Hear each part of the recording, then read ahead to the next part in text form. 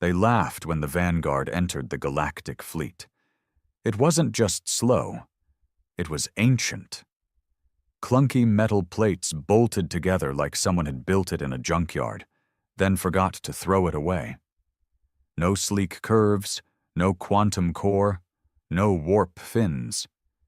The alien commanders nicknamed it the Junkyard Whale. Some even placed bets that it wouldn't survive a single battle. Standing on its bridge was Captain Marcus Hale, a battle-hardened man with stormy eyes and a voice like gravel. His record was spotless, but he carried himself like someone who'd been burned too many times by command decisions. His crew? A chaotic mix of Earth's military outcasts, techs banned for unauthorized innovation, soldiers with disciplinary marks, and a combat pilot who still wore a leather jacket from the 20th century. The Vanguard was the Galactic Union's embarrassment, a slow, lumbering symbol of Earth's desperation to stay in the game. While the Valaks flew shimmering organic ships and the Elarathi rode vessels made of liquid crystal, Earth offered up this relic, fueled by a refurbished nuclear core and patched together with parts from freighters, mining rigs, and maybe a few washing machines. When the Urtek invasion hit, the Union barely acknowledged Earth's contribution. The Urtek weren't just hostile, they were abominations, machines spliced with meat, guided by a hive AI older than most known civilizations. They didn't invade. They consumed. Planets fell in hours. Civilizations vanished in weeks. Still, the Union assigned the Vanguard to rear patrol, away from the real war, far from glory or danger, babysitting empty sectors while others died at the front. Hale didn't argue. He just looked at his XO, Lieutenant Rami, sharp as a scalpel, with a fuse as short as her temper, and said, "Let them laugh. We know what we've got." Because the Vanguard had secrets. She may have been slow, but she wasn't soft. Marcus Hale and his team had hollowed her out and rebuilt her with ancient brutality. Her armor was triple-layered titanium with reactive gel buffers. Her main guns were mass accelerators capable of cracking battle cruisers in half. No AI, no integrated neural systems. Everything analog. Dials, buttons, vacuum tubes. A walking relic, immune to digital corruption. The Urtek didn't see her coming because they couldn't. And buried deep in her belly, protected behind meters of lead and steel, was Earth's last hope. Project Cassandra. Not a weapon in the traditional sense. Something worse. Something that shouldn't exist, but did, because humans are good at building things they were never meant to control. The joke ended in blood when the first Union fleet got shredded in the Olin Belt. 500 ships, gone in 6 minutes. The Urtek didn't just destroy, they infected, hacked systems, turned fleets against themselves. But the Vanguard was dark to them, a ghost ship. No digital signature, no neural net, just silence and static. "New orders," Rami muttered, tossing a crumpled printout on Hale's console.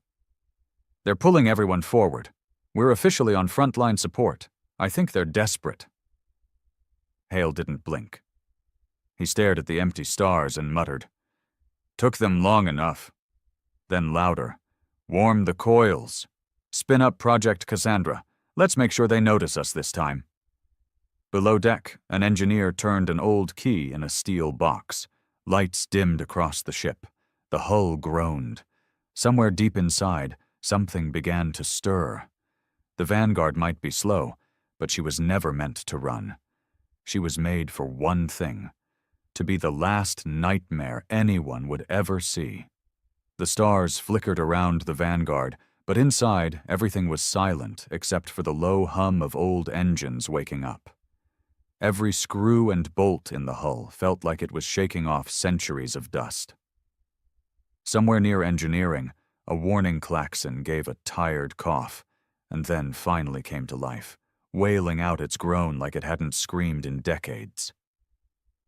Marcus Hale stood on the bridge, staring at the big circular display showing the Union fleet. They were clustered just ahead near a dead moon, reorganizing after another Urtek ambush. Half of them were limping.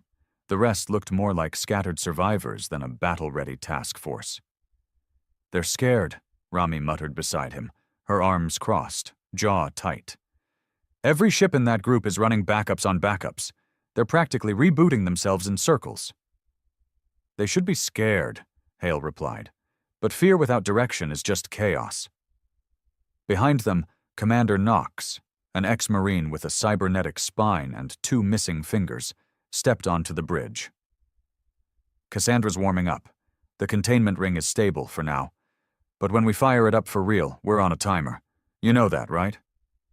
Hale nodded. "I'm counting on it." He didn't explain further. He rarely did. He had a habit of keeping the full plan in his head until the last second. Rami hated that about him, but she'd served long enough to know that when Marcus Hale said, "Wait," you waited, because whatever he was about to do was going to be insane, and probably work. The Vanguard eased its way towards the edge of the fleet formation. The rest of the ships shifted aside like a herd avoiding a diseased animal. Some even powered down their external comms. No one wanted to be connected to this embarrassment when the next wave of Urtek hit. On the main screen, flashes of light began to bloom. Faint at first, like fireflies dancing in a storm. But Hale knew what they were. Urtek scouts, mechanical filth, spiders with plasma-laced legs, machines that whispered in radio static and left nothing behind but drifting corpses and signal noise. "Here they come," Knox said grimly, watching as several dots peeled off from the edge of space. They didn't move in formation. Urtek never did.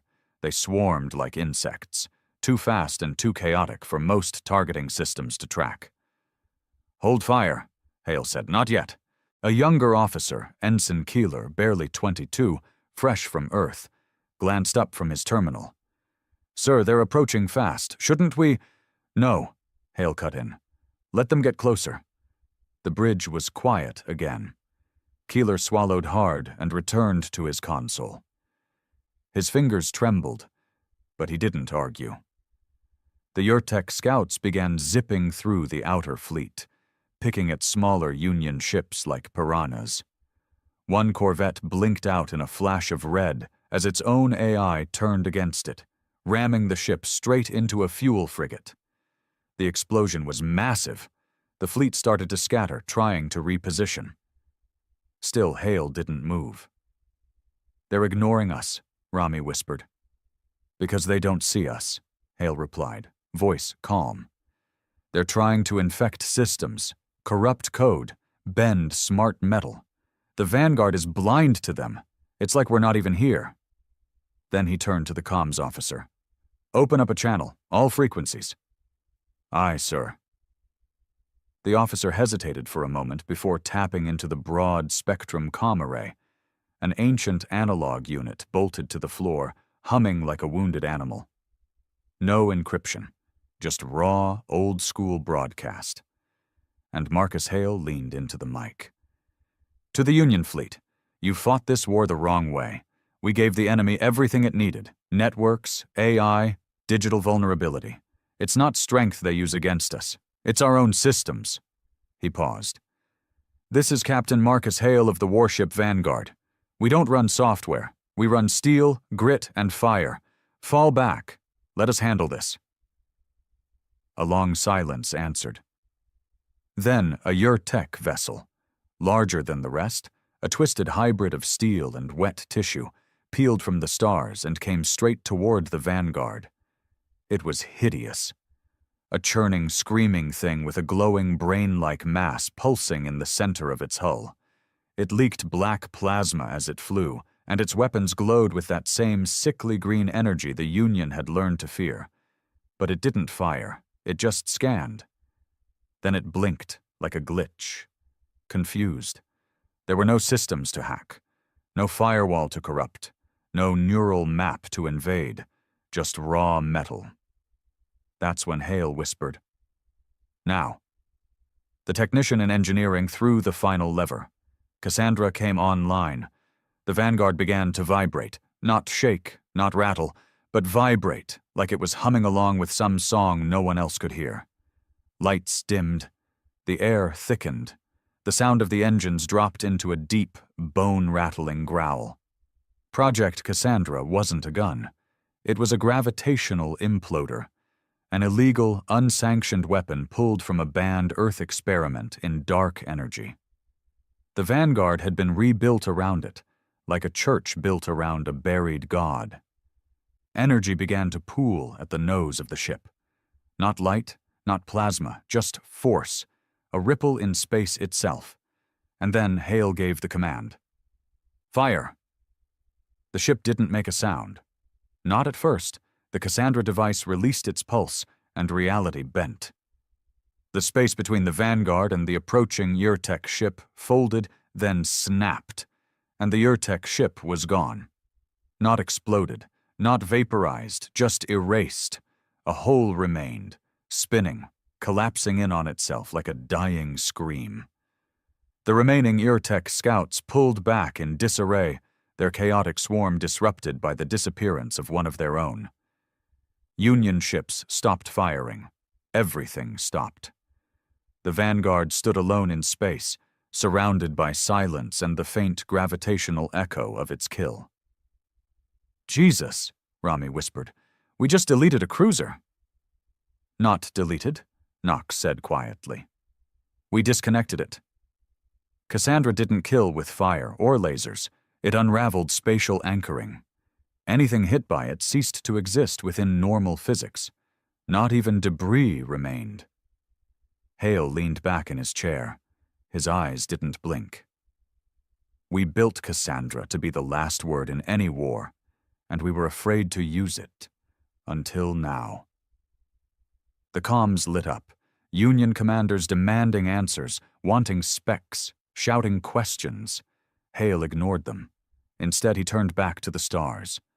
More Urtek were coming. Hundreds, thousands. He could already see them swarming in the distance, reorganizing, rethinking their strategy. And now, they saw the Vanguard.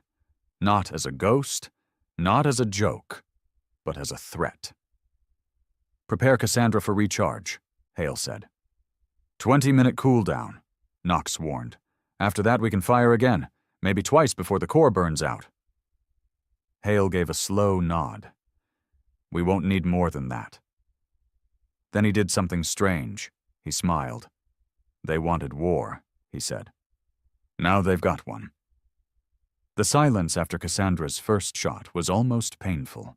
Out in the void, the Union fleet drifted like a stunned animal, unsure whether it had just witnessed a miracle or a violation of every natural law. On every ship, commanders stared in disbelief at their sensor logs. Even the Urtek paused, if such things could be said to pause. The usual chaos of their movements slowed, their swarm formation coiling like a nest of metallic serpents circling a threat they suddenly understood might bite back. Marcus Hale stood on the bridge, still and silent. "Status?" he asked. Lieutenant Rami was already scanning the boards. "Hull integrity stable. No breaches. Energy systems holding, but the Cassandra core's hot. Cooling is engaged, but it's pulling every ounce from the backup reserves." Knox stepped forward. "We'll be able to fire again, but not at full power. If we push it too soon, we might breach the core chamber. And if that happens, we won't be around to regret it," Hale finished flatly. The crew was tense but focused. There was no celebration, no cheering. They all understood what Cassandra represented. Not a victory, a warning, a line crossed that should never have been drawn in the first place. The tactical screen flickered. Dozens, no hundreds of Urtek vessels were accelerating toward them, breaking away from other battle groups like the rest of the war no longer mattered. The Vanguard had their full attention now. Keeler looked up from his console, pale-faced. "Sir, they're converging. A full cluster. Estimated 230 ships, and they're forming a wall. A containment pattern, Rami muttered. They want to surround us, isolate the threat. They think we're the virus now, Knox said, almost smiling. Hale's jaw clenched. Good. That means they're scared. He stepped closer to the display. The Vanguard was a single blip in the middle of a forming spiral of death. Most captains would have ordered a retreat, called for reinforcements, waited for a coordinated response from the Union. But Marcus Hale had never been most captains. Bring us into the mouth of their formation, he ordered. Direct path, full burn. Rami turned to him, blinking. You want to drive right into a 200-ship death swarm? Yes. Without Cassandra ready? Yes. There was a beat of silence. Then she turned back to her console without another word. She didn't agree, but she trusted him enough to obey. Keeler, Hale said, patch me into the fleet again. The ensign hesitated for only a second. You're live, sir. This is Captain Marcus Hale of the Vanguard. We're engaging the enemy swarm head-on. Don't try to stop us. Don't try to help. Stay back and protect your flanks. You're not built for this. He cut the channel before the inevitable shouting could come through. The ship began to lurch forward, its engines roaring like monsters from some ancient hell. The Vanguard wasn't fast, but it was unstoppable, like an avalanche or a funeral march, one that didn't care what lay in its path. Ahead, the Urtek were moving with perfect inhuman coordination. Ships of every shape and size, crab-like destroyers, spider frigates, snake-bodied carriers, folding around each other, building layers of firepower and interception grids. They weren't taking any chances. Hale stood in the middle of the bridge, silent as the enemy formation swallowed their view. His eyes were distant, locked not on the immediate threat, but on memory. A memory of Earth, of the labs that created Cassandra, of the warning labels stamped in red, unstable, unpredictable, unacceptable, of his brother screaming through a sealed window as the first prototype imploded a test chamber and half a mountain. Cassandra was a weapon of grief, a weapon of shame. And now, it was humanity's best hope. 2 minutes to breach point, Rami called out. Her voice was steady, but everyone could feel the tension under it. The crew braced for impact. Then the first wave hit. Urtek fighters swarmed in from all sides. Unlike Union vessels, the Vanguard couldn't rely on automated defense grids or smart drones. Everything was manual. Every turret fired under human control. Every kill was earned. The gunners came alive. Turrets roared. Coils screamed. The air inside the ship grew hotter with every second, every discharge of kinetic rounds slamming out into the void like angry thunder. The old guns of Earth, polished and tuned to perfection, struck with precision that even AI targeting systems would envy. Fighter after fighter exploded into clouds of metal and gore. But there were too many. The Vanguard took hits. The ship groaned under the weight of the assault. Sparks flew across the bridge as a conduit blew overhead. Emergency lights flickered on. "Incoming on port hull," shouted Knox. "Brace for impact!" A Urtek kamikaze drone slammed into the side of the ship. The explosion rocked the decks. For a moment, Hale saw stars through a crack in the ceiling plating. "Seal that breach!" he barked. "Reroute power from secondary comms to structural shielding!" "Done!" Rami shouted, fingers dancing across her controls. Despite the hits, the Vanguard pushed forward. Then, finally, the Cassandra system pinged green. "Core stabilized," Knox said. "We're ready." Hale gave no verbal order. He simply raised a single hand, a gesture, and the trigger was pulled. This time the effect was different. Instead of targeting one ship, Cassandra's field was spread, a low-yield, wide-range pulse, a ripple that warped gravity in a cone ahead of them. Not powerful enough to erase, but strong enough to break. Dozens of Urtek vessels suddenly buckled in space, their trajectories folding violently as spatial distortion tore into them. Several collided, unable to maneuver. Some vanished in bursts of green-black flame. A larger cruiser split in half, its spinal core unraveling like threads in water. The swarm broke. Chaos erupted among the Urtek ranks. Their perfect coordination shattered. Ships collided, others retreated. The wall collapsed. "Open us a lane," Hale growled, and the crew obeyed. The Vanguard cut through the disorganized enemy like a rusted axe through flesh. Gunfire never stopped. Not for a second. The entire bridge felt like a battlefield. No shields, just brute force. The Vanguard didn't look beautiful while it killed. It looked terrifying. Finally, after what felt like hours, but was only minutes, the last of the immediate swarm pulled back. On the tactical screen, dozens of Union vessels began pushing forward, emboldened by the destruction Hale had carved through the enemy line. Fighters launched. Cruisers rallied. Humanity's broken backbone had straightened. They'd just seen a ghost ship become a monster. The bridge was a mess. Smoke curled in the air. Blood smeared one of the side panels where a junior officer had been thrown from her seat. Medics pulled her away. Hale leaned on the rail in front of the viewplate, staring at the drifting wreckage of Urtek ships. "We're not done," he said quietly. Knox coughed, pulling off a bloodied glove. "We just crippled 200 ships. You sure about that?" "They were testing us," Hale said. "That wasn't their real wave. That was a probe. They're gathering data, adjusting." He turned toward Rami. "Get ready for the next one." She nodded. "And what about Cassandra?" He looked down at the readout. "Cooling. Offline core integrity. 62% remaining charges. One more shot," he said. "That's all we've got." Knox raised an eyebrow. "Then what?" Hale's voice dropped to a whisper. "Then we make them bleed the old way." The air on the bridge felt thick, like it had absorbed too much tension to circulate properly. The smoke from damaged consoles clung to the walls, coiling through the vents and leaving a chemical stench behind. No one spoke for a long moment. They didn't need to. Every crew member knew what they were staring down now. The tactical display flashed again. New contacts. Hundreds more. And this time, they were organized.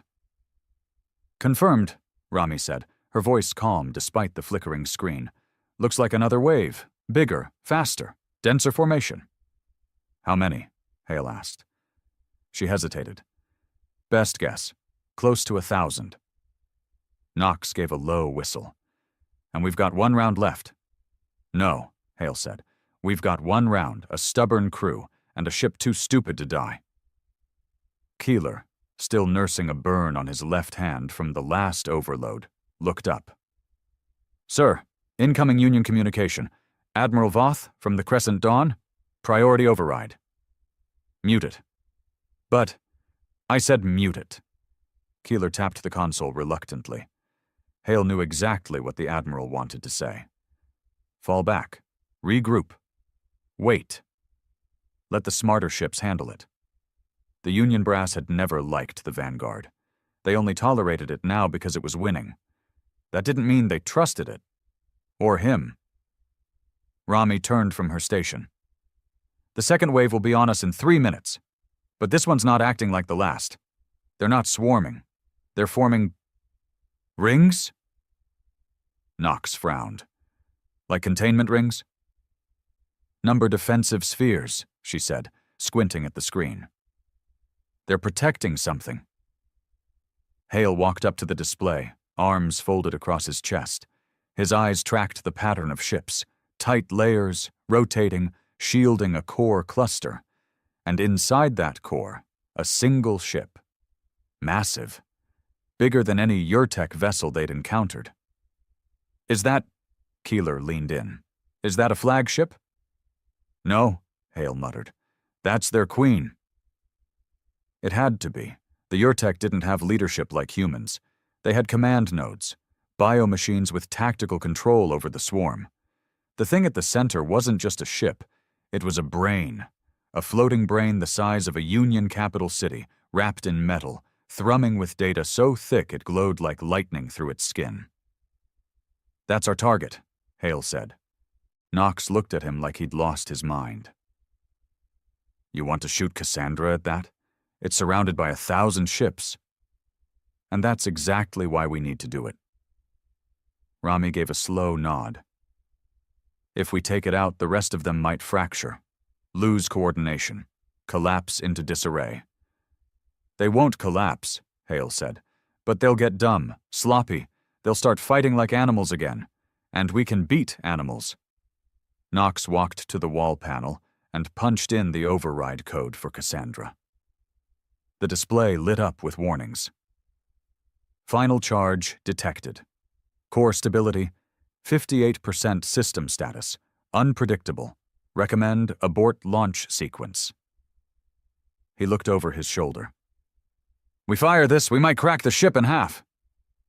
We're not here to survive, Hale said. We're here to finish something Earth started. He tapped into the comms again, this time speaking directly to his crew, not the Union fleet. This is Captain Hale. We've got one shot left with Cassandra. One chance to take out the Urtek command node. We hit it, we break their hold on this sector. We miss, and we die. He let that sink in. We didn't build this ship to be fast. We didn't build it to be pretty. We built it to be angry. And if we're going down swinging. One by one, voices started replying over the ship's internal comms. Engineering ready. Gunnery ready? Medical secured. Emergency lockdown in place. Deck 7 is patched and sealed, sir. We're with you. Hale nodded. All right, let's aim for the Queen. The Vanguard began moving again, slow and defiant. Every plate on its hull was scorched. A dozen sections were sealed by emergency bulkheads. 2 turrets had been reduced to melted slag, but it kept moving. The Urtek noticed.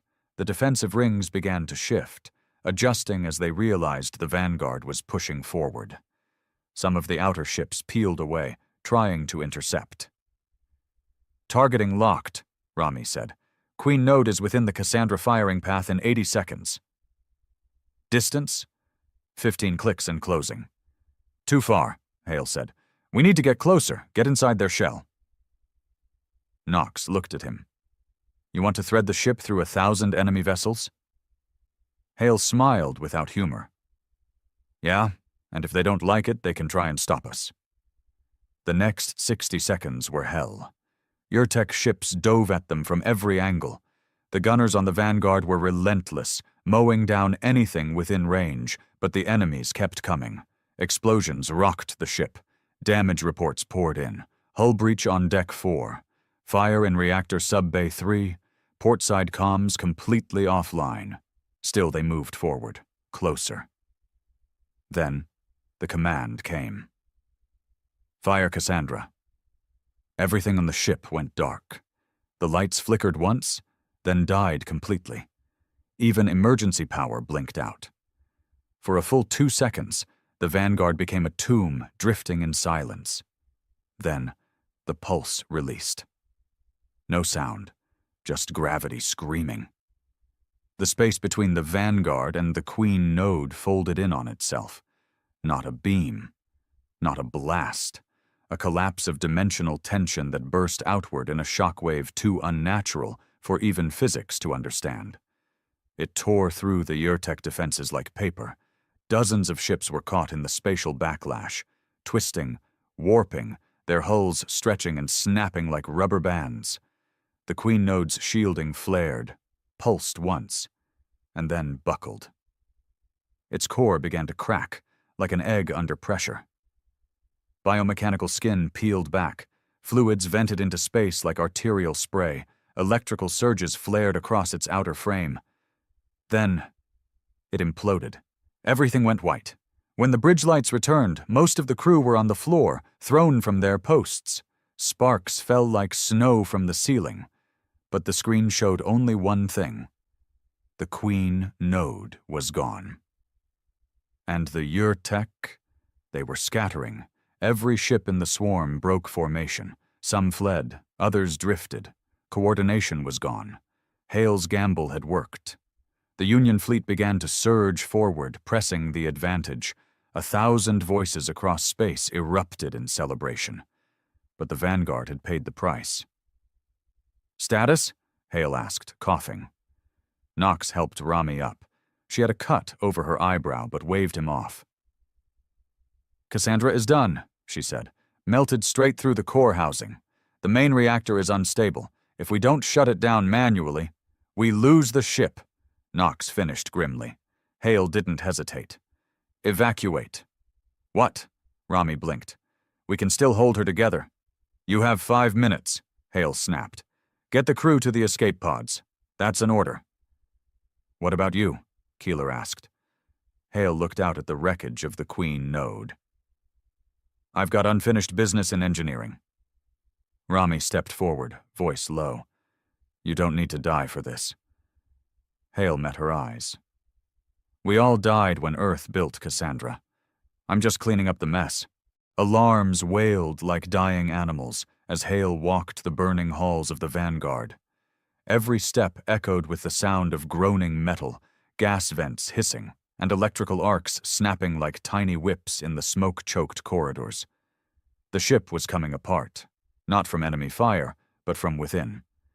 The last blast from Cassandra had been too much. Power relays overloaded, the backup containment rings were blown. The main reactor, already overworked, was spiraling toward critical.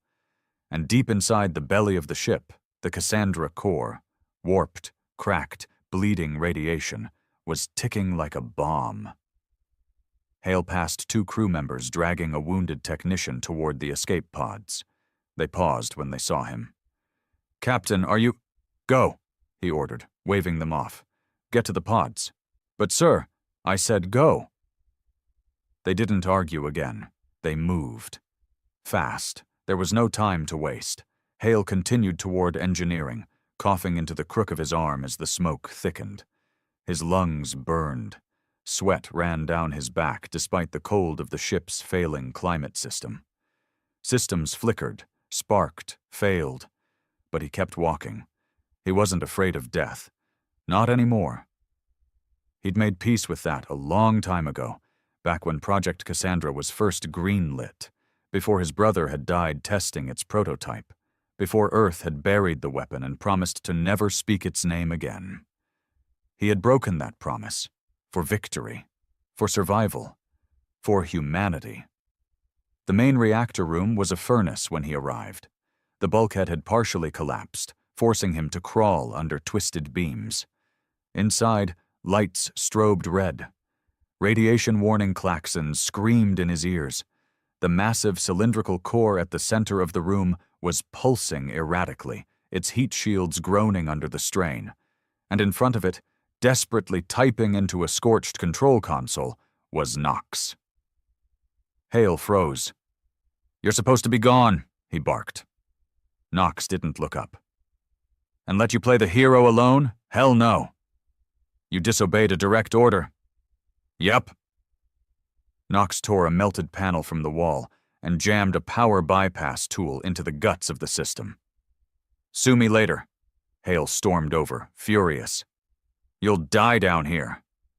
Nox grinned through gritted teeth. "So will you. This way we can at least argue about it all the way to hell." Despite everything, Hale cracked a small smile. "What's the plan?" he asked, kneeling beside him.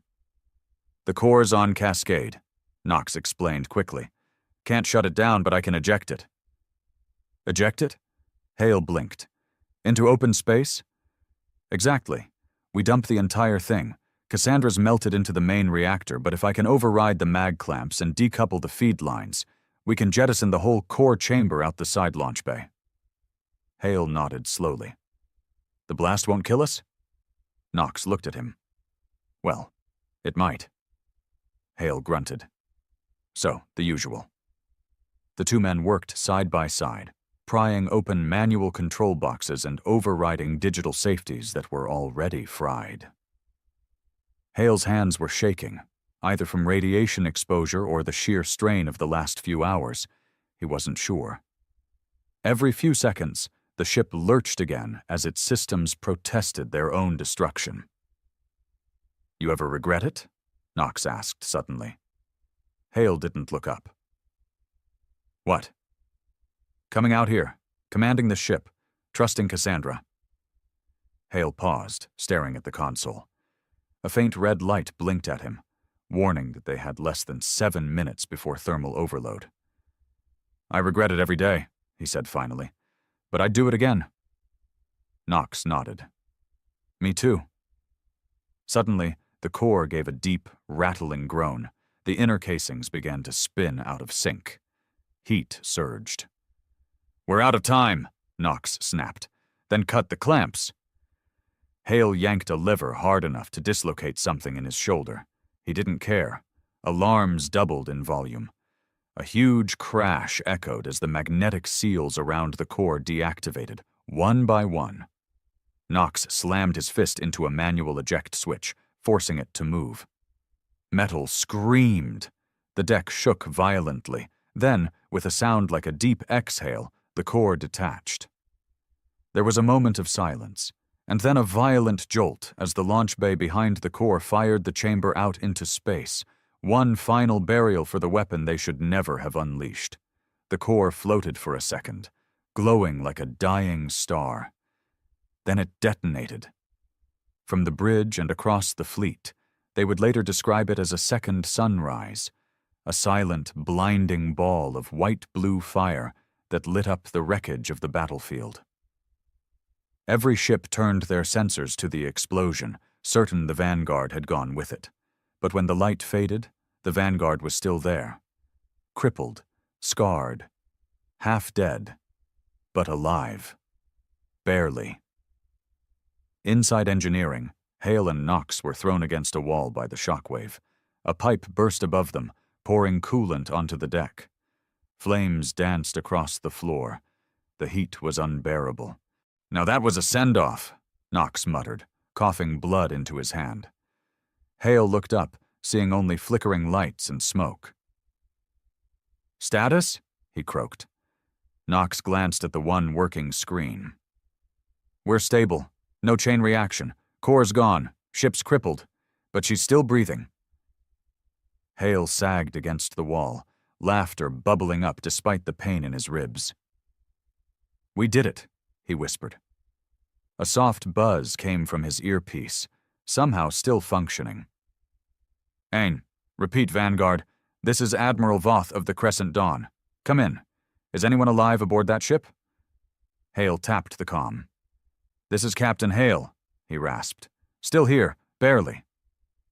"Good God," came Voth's voice, half awe, half disbelief. "We saw the blast. Thought you were gone. We're moving to retrieve survivors now." "Copy that," Hale said. "But bring medical. A lot of medical." There was a long pause on the line. "You destroyed their queen node," Voth said finally. "The swarm's in full retreat. The tide just turned because of you." Hale looked around the ruined engineering deck. The body count, the blood, the scars on the walls. "No," he said quietly. "It turned because of them. The crew. All I did was point the ship in the right direction." The comms clicked off. The signal was weak, but enough to confirm rescue ships were en route. Knox slumped beside him. "So, what now?" Hale closed his eyes, listening to the silence. The ship was quiet now, wounded, resting. "Now we let the Union take the credit," he muttered. "They'll rebuild, hand out medals, rewrite history. And us? We disappear. Fade back into myth." Knox nodded slowly. "Just the way you like it." Above them, emergency power flickered to life. Barely. Enough to power life support. The Vanguard, the ship they all mocked, the slow relic, the cursed machine, had become a symbol. Not of perfection, but of persistence, of raw, angry survival.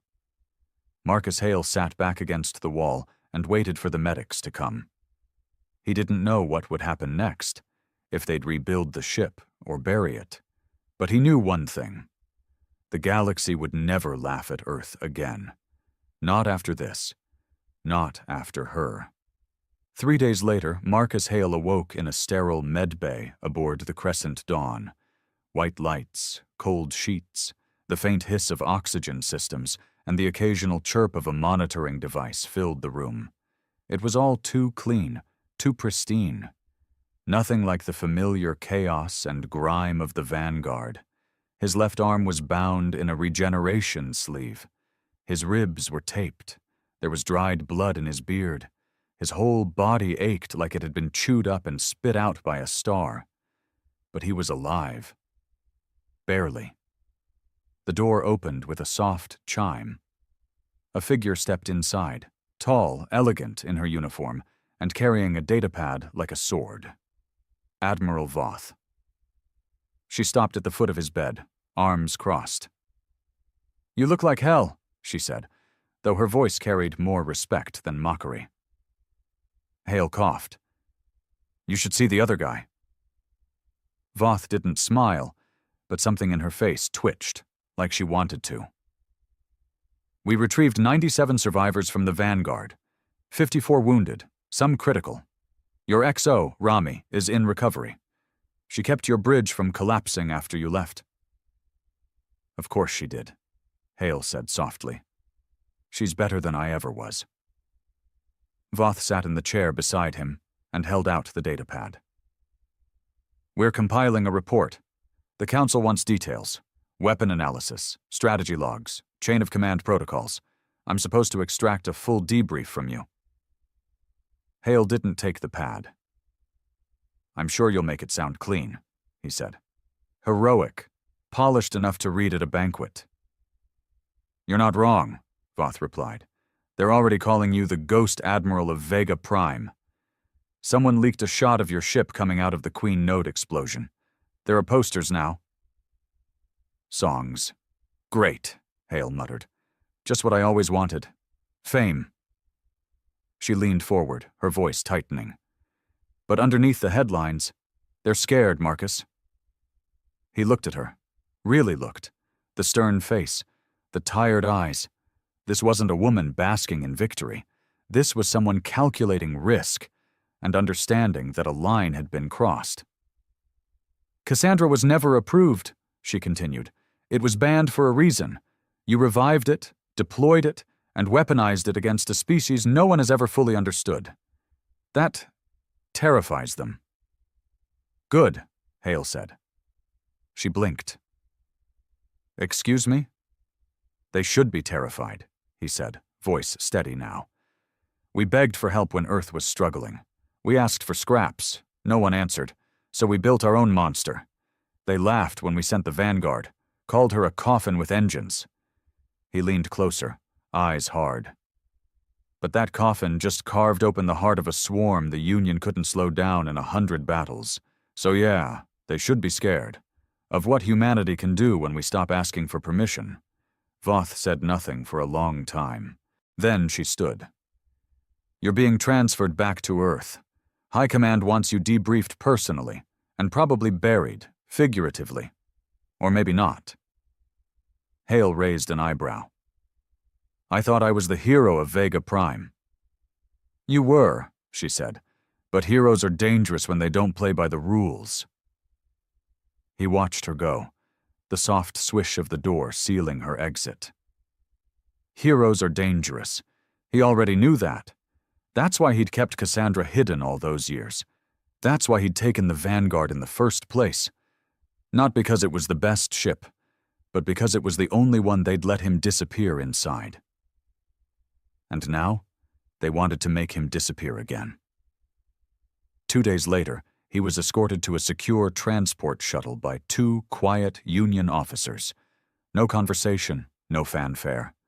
Just cold metal halls, a tight-lipped pilot, and a seat by a sealed window. As they approached Earth, the planet didn't look like home. It looked vulnerable.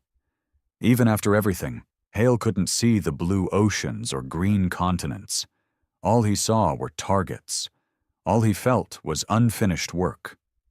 The moment the shuttle touched down, he was taken underground, deep beneath the Earth Defense Coalition's Strategic Command Facility in Geneva. Sterile hallways, white tiles, armed guards.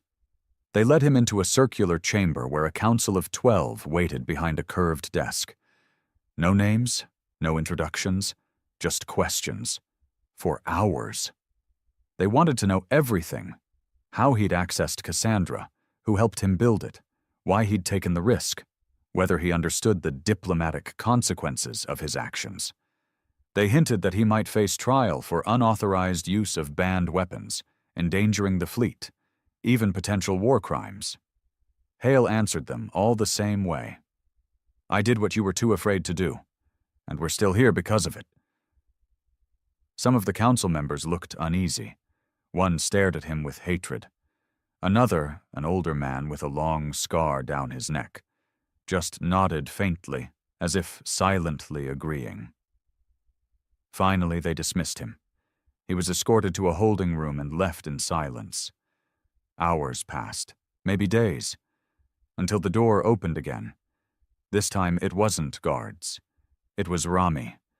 Her face was still bruised, one arm in a sling, but her posture was unbroken, and her eyes burned with quiet fire. They're not going to charge you, she said. Hale raised an eyebrow. That surprising? They wanted to, she said, but they can't afford the backlash. You're a hero now. Too many people watched the feed. They saw what you did. The Vanguard has a cult following.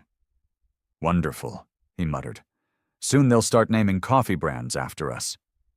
Rami stepped closer. They're grounding you. He blinked. What? They're retiring the Vanguard, scrapping what's left. They don't want another Cassandra, and they don't want you commanding another ship. Hale said nothing for a long moment.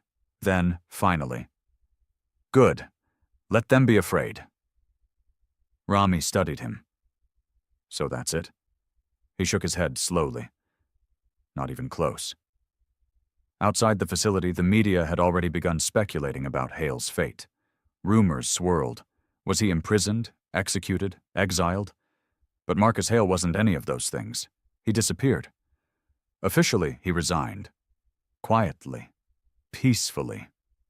The Union released a statement thanking him for his service under extraordinary circumstances, and issued a commemorative medal they never expected him to pick up. But off the record, he went dark. Rumors claimed he was working with fringe Earth military units, that he was helping design new Black Ops ships, that he was quietly building a second Cassandra, one even the Union wouldn't know about until it was too late. They never confirmed any of it. But they watched.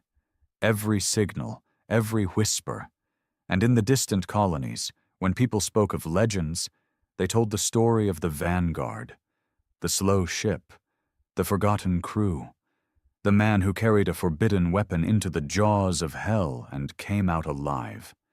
They never told it clean. They told it the way it was meant to be remembered.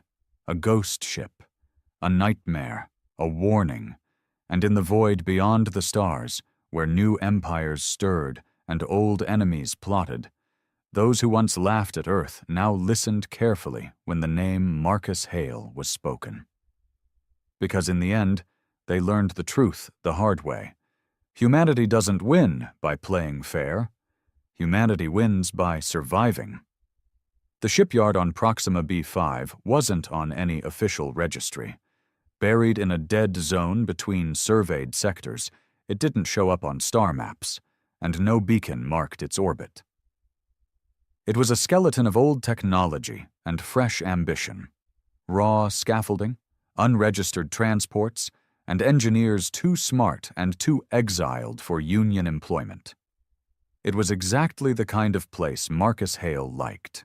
He stood at the edge of a gantry, arms folded, staring at the colossal frame being assembled below. Welders moved like ants across the black hull, sparks dancing into the artificial gravity field and fizzling out mid-air. Giant ribs of reinforced alloy stretched into the void, slowly forming the bones of something that, if successful, wouldn't just replace the Vanguard. It would outmatch it. Behind him, a soft set of footsteps approached. Rami. She'd cut her hair since Geneva. Looked sharper now, like she had shed her uniform along with her patience for protocol. "You're really doing it," she said, stepping up beside him. "Building a new one." Hale didn't look at her. "Not a new Vanguard. That ship was built on desperation. This one's built on intent." Rami raised an eyebrow. "They'll find out, eventually." "Let them," Hale said. "I'm not hiding this time." She studied the frame. "It's bigger. 30%. "Slower," he smirked. "Twice as fast."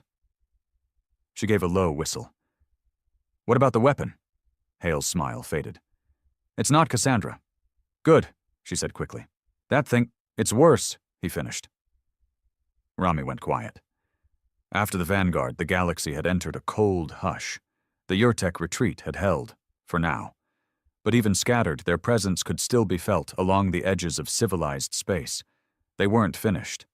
Just confused, cut off from their hive logic. Animalistic now, yes, but not harmless. And the Union, in typical fashion, declared victory and moved on. It left a bitter taste in Hale's mouth. "They think they've won," he said, as the hull below lit up with fusion welds. "They think the war's over because the enemy stopped marching in straight lines." Rami shook her head. "You sound like a man who wants the war to come back." "I don't," Hale said. "But I've lived long enough to know it always does." She didn't argue. She knew it too. After a pause, she asked, "What's the name?" Hale looked down at the ship. Still skeletal, still silent, but already coiled with the same slow-burning rage that made the Vanguard legendary. "The Gravedigger," he said. Rami's eyes narrowed. "Subtle." "It's not meant to be subtle." He turned to her. "I'm not building another shield. I'm building a blade, one that cuts before they even realize they're bleeding." Rami crossed her arms. "And the Union?" "They'll come looking," Hale admitted. "Eventually. But by the time they realize what we're making here, they'll need us again." She hesitated. Then, "You know I'm with you, right?" "Not because of the weapon. Not even because of the war." "Then why?" Hale asked. "Because when the universe calls us monsters," she said, "you're the only one who never flinches." Hale didn't answer. He didn't need to. They both looked out again as the frame of the Gravedigger groaned, the first signs of its central power spine going live. A ripple of blue energy passed through its ribs. This was not a defensive vessel. This was a message. Elsewhere, far beyond Union jurisdiction, a pirate broadcast flickered into life. It didn't come through standard channels. It was piggybacked on obsolete military frequencies, bouncing between defunct relay satellites and buried transponders no one had used in decades. The signal was raw, grainy. Just a voice, recorded over low static. It said, "They buried the ship that saved the Union. They silenced the crew who stared into the black and didn't blink. But we haven't forgotten. When the next swarm comes, when the stars bleed again, we won't wait for orders. We'll wait for the ghost. Because Hale isn't gone. He's sharpening the knife. It ran for less than 30 seconds, and it was enough to set off a dozen flags across Union intelligence. They traced the source. They couldn't find it. They questioned Hale's former crew. Most had vanished. Some were off-grid. Others had assumed new names in outer colonies. No one cooperated. Even the ones under surveillance kept quiet. Something was happening in the dark. On a mining station near the Thalan Expanse, a group of mercenaries sat around a comms panel, replaying the broadcast over and over. "You think it's real?" one asked, his voice low, unsure. An older man at the corner table didn't answer right away. He was missing 2 fingers and wore an old flight jacket with a faded Vanguard insignia stitched above the heart. He sipped from a tin cup. "If it is," he said finally, "you'll want to be on the right side of it." The others fell silent. The legend was growing again. Not from propaganda, not from Union news cycles, from whispers, from the people who remembered what it felt like to lose, and then saw what happened when a slow, dying ship refused to play by the rules and won. Back at Proxima B5, the Gravedigger's inner chambers were being sealed. Unlike the Vanguard, it didn't have an AI, but it didn't need one. Its systems were semi-analog, ghosted with quantum redundancy, able to vanish off most sensors by shifting its signal to mimic background radiation. It had hull plating that bent light, not perfectly, not invisibly, but enough to make it hard to find and harder to follow. Its weapon system, codenamed Threnody, was still under wraps. Even most of Hale's engineers didn't know what it was. But they knew what it wasn't. It wasn't a shield. It wasn't a gun. It was a consequence. Rami stood at the new bridge, staring at the blank console. It wasn't activated yet. Not fully. She ran her hand along the cold steel. Not touchscreen, not voice responsive, just hard buttons. Switches. A machine made for humans, not algorithms. She smiled. "We're going to scare the hell out of them," she whispered. Behind her, Marcus Hale stepped into the room. He looked older now. Not broken. Tempered. Like a blade left too long in the forge. "How long until she's ready?" he asked. Rami checked the schedule. 2 months for structural completion. Another 6 to wire the command relays and test the core. Hale nodded. "And the crew? Already volunteering, veterans, exiles, even some aliens." He raised an eyebrow. "Aliens? Apparently some of them respect what we did. Fear it, too." "Good," Hale said. "Fear keeps the cowards out of the way." He stepped forward, placed a hand on the command chair. "I won't make the same mistakes this time," he said quietly. "Neither will I," Rami replied. They stood in silence for a long moment, listening to the construction below. The Gravedigger was coming together, not fast, not clean, but steady, relentless.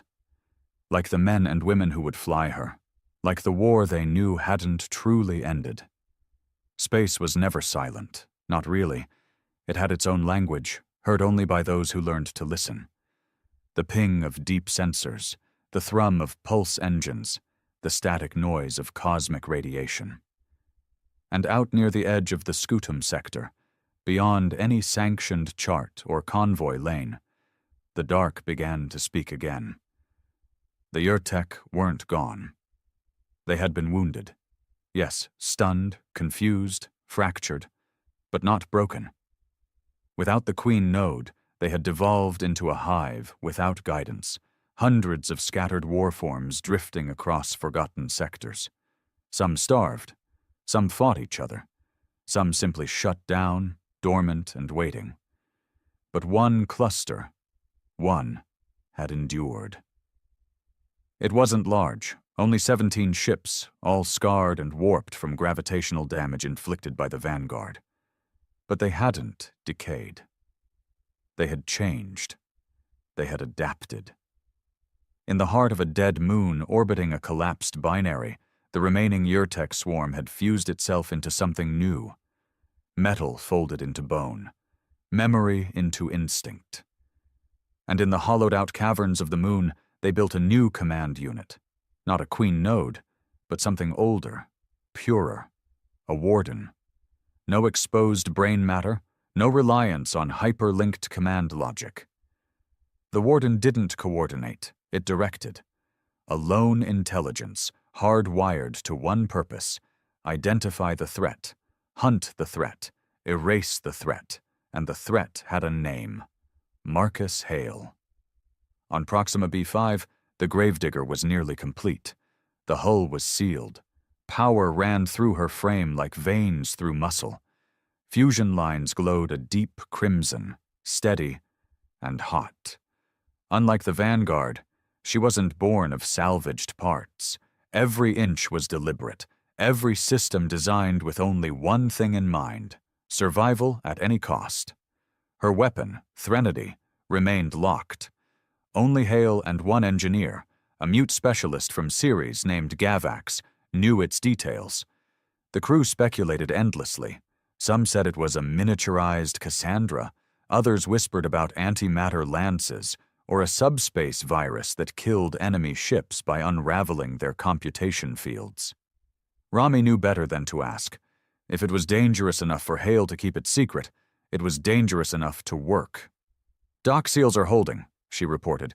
"Reactor 3 has finished testing, and we've got our full crew complement, 112 souls, including 8 from former Union Black Ops." Hale stood at the new bridge, gazing at the main viewport. The stars looked sharper now, almost hostile. Not because they'd changed, but because he had. "Time to fly," he said. The gravedigger undocked with a low vibration that passed through the hull like a whisper. No cheering, no countdown, just silence and a mission. They drifted out into open space, engine trails minimal, signatures masked. No Federation beacons, no identity pings. Ghost ship again.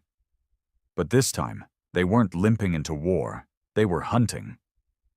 Days passed. The gravedigger ghosted its way across deep sectors. Hale had a path, one built from sensor anomalies, faint radiation echoes, and intercepted fragments of ancient Urtech code. It was like chasing the shadow of a monster that no longer bled, but still left footprints in the sand. And then they found it. A single planet, lifeless, orbiting 2 failed stars. No heat, no vegetation, but sensor readings were wrong. Gravity fluctuated near the surface, magnetic fields twisted like a knot. Deep beneath the crust, something pulsed. The Warden. "Prepare Threnody," Hale ordered. Rami gave him a look. "You're sure?" "If we wait," he said, "we lose our edge. We hit it before it becomes another queen." Knox, who had rejoined the crew under a different name, ran a hand over his shaven head. "This isn't like Vega Prime. That was a swarm. This feels like something worse." Hale looked at them all. "Then we bury it before it hatches." The gravedigger descended into orbit, silent and unseen. Threnodi's targeting core was activated.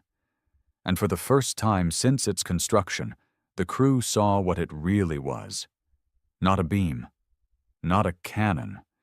It was a dimensional inversion lattice, a weapon that collapsed possibility into reality. Where Cassandra had erased matter by destabilizing gravity, Threnody reached into adjacent timelines and imported entropy.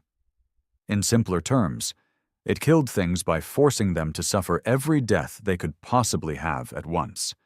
It didn't just break ships, it unwrote futures. "Target locked," Gavax signed silently at Hale. Rami gave one final nod. "You're the captain," Hale whispered. "Fire." Threnody released nothing. There was no sound, no glow, not even a tremor. But deep on the dead planet, the caverns where the Warden pulsed, where 17 hybrid Urtech ships lay fused together, began to shake. Metal screamed. The AI howled. Every possible malfunction, every flaw, every theoretical vulnerability hit at once. Circuits cooked, code degraded, control systems ran simultaneous paradox loops. And in one final, impossible moment, the Warden became nothing. Not debris, not wreckage, just absence. On the Gravedigger's bridge, the crew stared at the tactical screen. No explosion, no shrapnel, just silence. "It's gone," Rami breathed. "No," Hale corrected. "It never was." But they were too late. The warden had sent a signal. Not a call for help, but a final broadcast, and every scattered Urtek node heard it. Across the void, ships once dormant stirred, not awakened, but provoked, not intelligent, but enraged. And they came, thousands of them, old vessels, broken ones, spiked, melted, fused, ships that had wandered for decades, reassembled by instinct and rage, powered by raw nuclear hearts, and dripping with synthetic flesh. The swarm didn't speak. It screamed, and it came straight for the gravedigger. The battle wasn't elegant. The crew of the gravedigger didn't have backup. No Union fleet, no allies, just one ship, a dozen guns, and an untested monster in its belly. They fought like humans always did, dirty, fast, and willing to burn everything to win. Coil guns tore holes in Urtek armor, defense grids lit up like fireworks, hull plating melted, fire spilled into the crew quarters, systems overloaded. One by one, the gravedigger's outer decks began to die, but the core held, and Threnody, though drained, had one charge left. Hale stared at the incoming swarm, closer now, almost surrounding them. He turned to Rami. "Do it."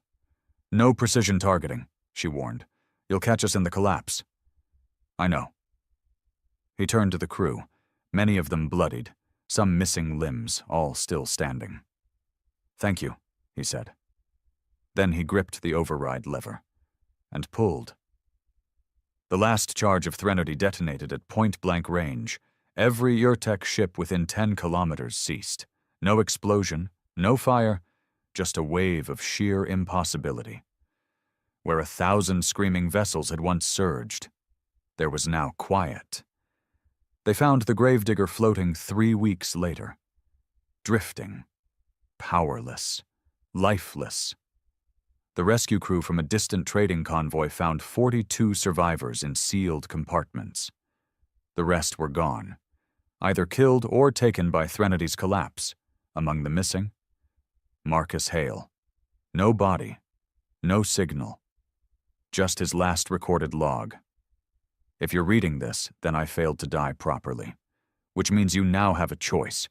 Tell the Union to rebuild its fleet of parade ships, or tell them to start making monsters again, because the galaxy doesn't respect ceremony. It respects consequence. The recording cut off. And in the years that followed, legends filled the vacuum. Stories of a ship called the Gravedigger, seen drifting near battlefields just before the enemy collapsed. Whispers of a captain with a dead stare and a voice like rust, who asked no questions and offered no mercy. Some said it was ghost tech. Others believed it was Hale, somehow surviving, somehow still hunting. But every fleet, every admiral, every soldier who knew fear in the dark, all said the same thing when they told the story. Never underestimate a human warship, especially the slow ones, because they don't come to fight. They come to end things. Forever.